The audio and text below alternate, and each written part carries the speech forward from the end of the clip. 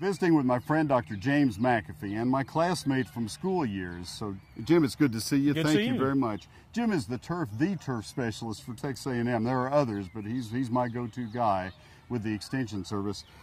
Last summer was not too kind to lawns in North Texas. No, it was not. It was a hard year for all turf grass. So if we don't have an overseeded lawn with ryegrass like they have here at the Dallas Arboretum, we're looking at our lawns. Do we need to be patient? I would say patience is the key word. You know, wait till it's warmed up enough, and that's going to be April, early to mid-April, to where these grasses can really start growing. Too early to fertilize now, then? It's too early. I would say, again, you want the grass growing, not just green, but growing. Jim, a lot of the soil tests show that we ought to be using high nitrogen or all nitrogen fertilizers. Is that pretty much in the Metroplex the average recommendation? Yes, I would say probably 90+% of the lawns, and we've done soil testing on this, do need nitrogen only.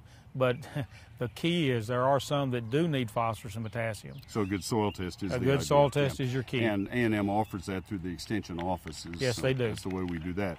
All right, and it's also important when you buy a high nitrogen fertilizer, if that's what you're doing, that half or more be slow release nitrogen. Yeah, that's a good point, Neil. Yeah, I like to see at least 50% because there's slow some cheap release. Things out there that yes, are not they very are. high quality. Yeah, and you're going to get what you pay for. If you have a lawn that has a big dead area in the middle of it and there's a shade tree sitting there, do you want them to look first to see if the pattern of the shade is where the dead grass is? Make sure it's not the shade that's causing it from? Yes. You know, I just cannot overemphasize, if you have a shade issue, in other words, you've got less than 3-4 hours sunlight a day, you probably want to consider some other than turf grass. Ground cover something. Ground That's covers. what we're talking about. All right. Thank you, Jim, very, very much. I You're appreciate welcome. you very much, and we'll have him back. The turf knowledge that's up there is awesome.